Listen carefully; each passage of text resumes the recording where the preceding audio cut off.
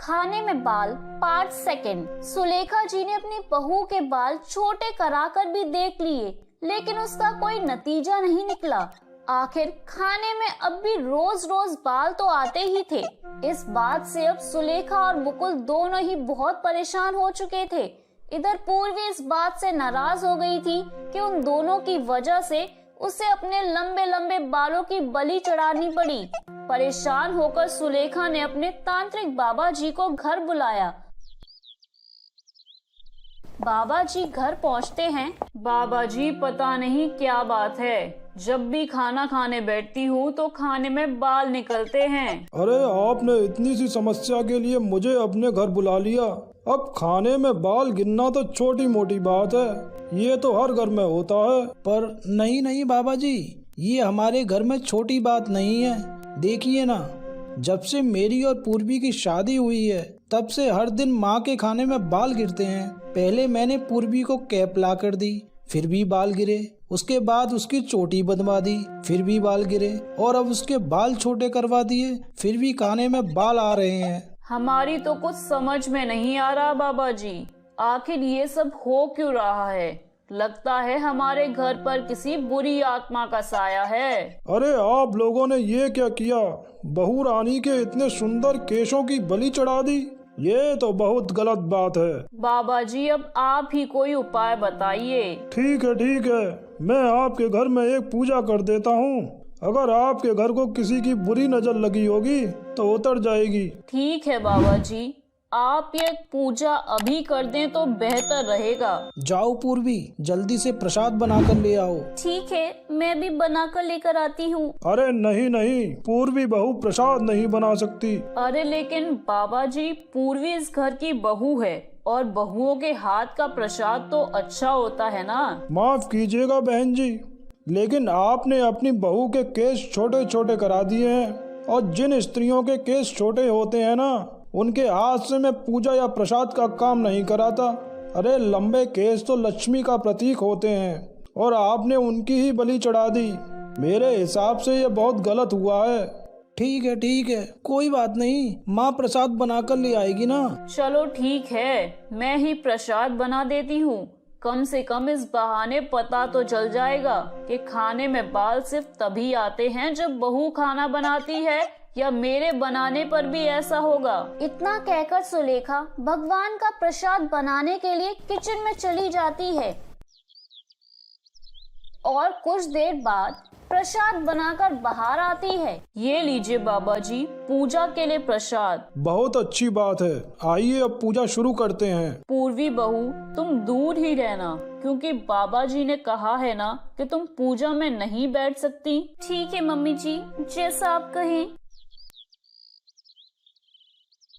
बाबा जी ने पूजा शुरू कर दी थी।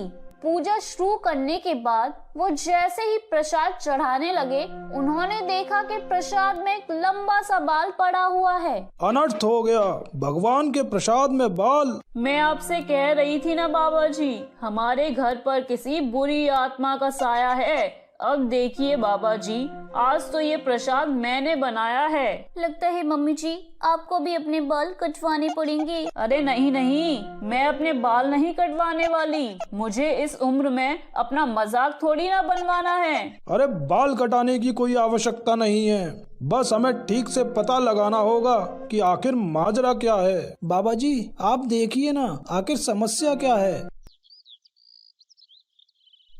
बाबा जी अपनी आंखें बंद कर बैठ जाते हैं और मंत्र उच्चारण करना शुरू कर देते हैं। कुछ देर बाद जब वो अपनी आंखें खोलते हैं तो उनके चेहरे पर अजीब से हाव भाव थे। क्या हुआ बाबा जी, सब ठीक तो है ना? बाबा जी, कहीं ऐसा तो नहीं कि सच में हमारे घर पर किसी चुड़ैल का साया है? जल्दी बताइए ना बाबा जी, मुझे तो बहुत घबराहट हो रही है। आपके घर पर किसी चुड़ैल का नहीं, बल्कि मुकुल की दादी का साया है। मुकुल की दादी का साया? क्या मतलब? देखिए, वो इस घर की बुजुर्ग हैं और किसी बात से बहुत नाराज हैं। इसलिए हर रोज खाने में आकर बाल डाल देती हैं। मम्मी जी, वो आपकी सास थी, आपसे ही नाराज होंगी, इसलिए तो ज्यादातर आपके खाने में ही बाल निकलते हैं। क्या आपका आपकी सास से बाल को लेकर किसी प्रकार का झगड़ा हुआ था?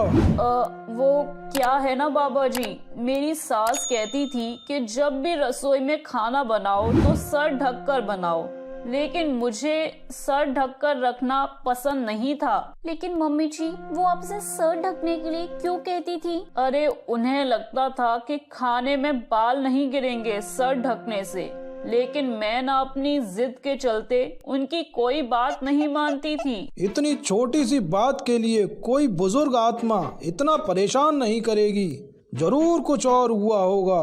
बताइए ना माँ, आखिर क्या हुआ था? हो सकता है बाबा जी कोई उपाय बता दें और दादी की आत्मा शांत हो जाए और आपको इस रोज रोज की बाल की समस्या से मुक्ति मिल जाए। वो क्या है ना बाबा जी, जब भी मेरी सास मुझसे कुछ कह देती थी या मुझसे ज्यादा काम करवाती थी तो मैं जानबूझकर उसके खाने में बाल डाल देती थी, जिस वजह से वो खाना नहीं खा पाती थी, क्योंकि मेरी सास को बालों से सख्त नफरत थी। अच्छा, तो ये माजरा है, इसीलिए इनकी आत्मा यहाँ भटक रही हैं। मम्मी जी, बड़ी सासू माँ के इस दुनिया से जाने के वक्त भी आपने कुछ गड़बड़ ही की होगी, तभी वो अभी तक यहाँ रहती हैं। अरे सच कहती हूँ, इससे ज्यादा मैंने कभी कोई गड़बड़ नहीं की। लेकिन किसी के खाने में जानबूझकर बाल डालना बहुत ही बड़ा पाप होता है सुलेखा जी। अब देखिए, आपकी सास आपसे बदला ले रही है। लेकिन दादी को मनाने का कोई तो तरीका होगा ना बाबा जी। वो नाराज हैं तो हम पूरी कोशिश करेंगे कि वो मान जाएं।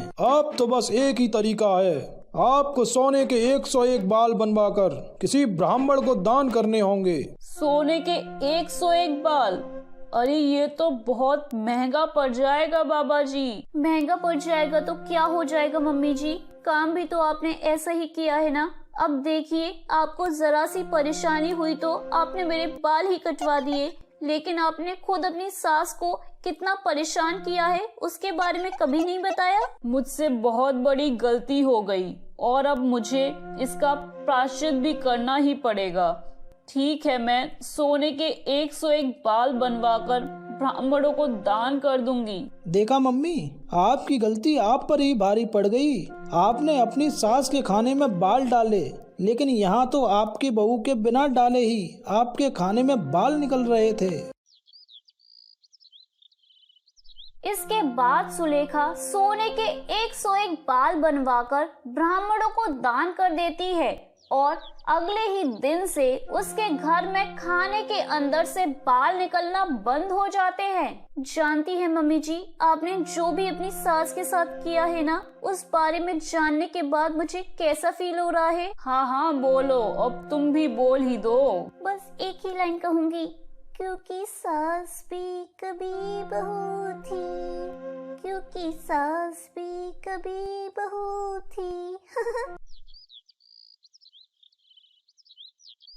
तो मेरे प्यारे दोस्तों, इस कहानी से हमें ये सीख मिलती है कि हम जैसा व्यवहार अच्छा या बुरा दूसरों के साथ करते हैं, वैसा ही कभी ना कभी हमारे साथ भी जरूर होता है। तो मेरे प्यारे दोस्तों, कैसी लगी आपको मेरी ये कहानी? मुझे कमेंट करके जरूर बताएं और अपने दोस्तों के साथ शेयर करें। अगर आपने मेरे चैनल को अभी तक सब्सक्राइब नहीं किया है तो नीचे वाले बेल आइकन को दबाकर सब्सक्राइब कर लें। तो मिलती हूँ मैं आप सभी से फिर एक नई कहानी के साथ।